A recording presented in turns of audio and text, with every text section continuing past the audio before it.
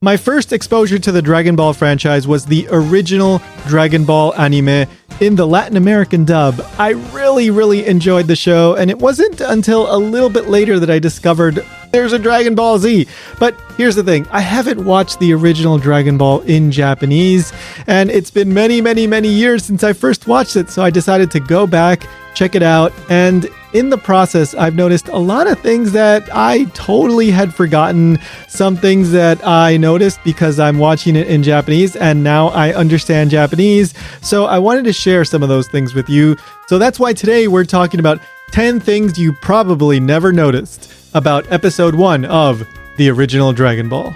By the way, this is not a ranking. I'm just listing these off in the order in which they appear in episode 1.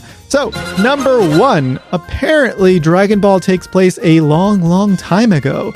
The first thing you hear from the narrator in episode 1 is Koro wa mukashi mukashi. So, mukashi mukashi means a long time ago. This is what you hear at the beginning of a fairy tale or a folk tale. So this is a very interesting framing device, and I don't think this is ever brought up again in the rest of the franchise. If it is, please let me know in the comments. So why was the story presented in this way? Well, remember, this story is inspired by Journey to the West, the classic tale from China. And so I guess Toriyama was just trying to make this feel like more of an old classic folk tale. But of course, he didn't know that this would eventually become a story about aliens fighting each other and going into other universes and time machines. So this all sounds kind of strange right now, but when Dragon Ball started, it was very much a classic folktale kind of thing that took place in a strange time period a long time ago. Number 2, Bulma gets out of her car for no reason. All right, so this is rather nitpicky, but the first time that we see Bulma, she's driving in a car, she stops the car, she gets out, and then she looks at her dragon radar because she's trying to hunt down a Dragon Ball that is nearby. It turns out that Goku has it, and they're about to meet for the first time. But before that meeting, we see her in this scene. And, well, the reality is that why did they put this scene in here? Because they wanted a scene to show off Bulma, to introduce her to the viewer before we get to that scene where Bulma and Goku interact for the first time. The reason given for her getting out of the car is that she's looking at the Dragon Radar, and I guess she wants to stretch her legs a bit, but in reality, she could have just looked at the Dragon Radar from inside the car and just kept on driving. Number 3, in the world of Dragon Ball, you can get a driver's license at age 16. How do we know this? Well, Bulma is seen operating a car, and she is 16 years old at the start of Dragon Ball. And we do know that you need a license to operate a car in the world of Dragon Ball because we get that infamous driver's ed episode later on in Dragon Ball Z. Yes, Toriyama was not thinking about that, and yes, you may say that's filler, but I'm going to choose to say that is canon, and this all ties together wonderfully. Number 4, Goku and maybe Bulma eat a fully sentient animal. Early on in episode 1, Goku decides to go fishing. He uses his tail as bait, and he successfully captures a very large fish.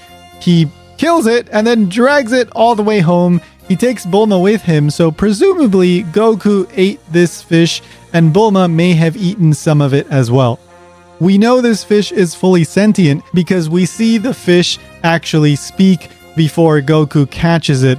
The fish, when it tries to go for Goku's tail, it says "itadakimasu," and this is what you say in Japan before the start of a meal. So not only does the fish speak, it actually has manners. So I think that's pretty good evidence that it is fully sentient. And by the way, in case you're thinking, no, that fish was just thinking itadakimasu, it wasn't actually saying it. No, it was saying it because if you listen to the voice acting, it sounds like it's underwater. You can hear a bit of that gurgle or bubbling that you would hear if a character was speaking while they were underwater. Number 5. Yokai might exist in the world of Dragon Ball. So yokai are creatures from Japanese folklore. two famous examples are Tengu and Kappa. They've inspired tons of stuff in Japanese media, including Pokemon and, of course, Yokai Watch. However, they are not something that I normally associate with Dragon Ball. Dragon Ball is much more about dinosaurs and aliens, and there's a vampire there at some point. There's a lot of stuff and interesting creatures in Dragon Ball, but I never really thought yokai was one of these things. Nevertheless, Goku actually calls Bulma a yokai at one point in this episode. So after Bulma hits him with her car, he thinks that he just got hit by a monster. He says kaibutsu, and he attacks the car, and then Bulma gets out of the car, and he calls her a hen na yokai, a weird yokai. So to me, this implies that either yokai exist in the world of Dragon Ball, or the legends, the stories about yokai exist in the world of Dragon Ball. Either way, it's interesting, and until I watch this episode again, I didn't have any associations between yokai and Dragon Ball. Number 6, it is legal to own a gun in the world of Dragon Ball at age 16.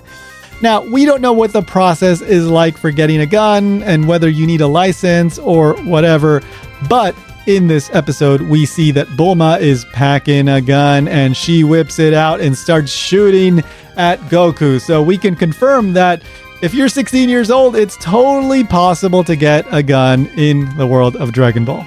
Number 7. Bulma may have illegally dumped her car in the pristine wilderness that Goku calls home. So when Goku and Bulma meet for the first time, Goku ends up breaking her car, and they end up going to his house. The way that scene plays out, it leaves you with the impression that Bulma never put that car back into a capsule. So it's possible that that car is still there during the events of Dragon Ball Z and Super, although it's probably rusted and totally busted, but it may still be there, or maybe Bulma just went off screen and put it into a capsule. Number 8, Bulma's outfit makes no sense. I did an entire video about this specific topic, so go check that out if you want to get the full breakdown. But basically, the short version is that when Goku and Bulma meet for the first time, there's a part where we learn that Bulma is embarrassed about her name. Even though she's embarrassed about her name, if you look at her outfit, her name is written on her chest in big bold letters. So if she's so embarrassed about her name, presumably because it sounds like a word for a type of female undergarment, and she's been made fun of apparently by a lot of different kids over the years. So if she's so embarrassed about her name, why would she be wearing a shirt with her name on it? Makes no sense. Number 9. The first scene in which Pilaf appears makes no sense.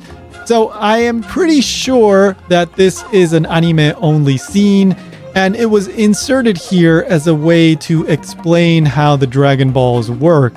However, this scene is very strange because we see Pilaf and Shu and Mai acquiring a Dragon Ball, and Pilaf is all excited about the Dragon Ball, but he indicates that he doesn't fully understand how the Dragon Balls work, and then Mai has to explain it to him.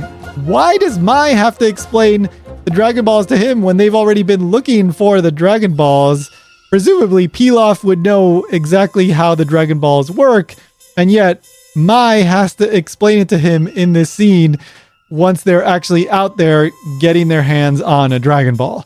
Makes no sense, but obviously this scene was just put here to introduce these characters, but also to give viewers that background info about the Dragon Balls. Number 10. The last individual to use the Dragon Balls wished to become a king. When Bulma arrives at Goku's house, she discovers that he has one of the Dragon Balls. So then that leads to her having to explain what the Dragon Balls are and what they do. While she's doing this, she explains that it's said that the last individual who used the Dragon Balls wished to become a king.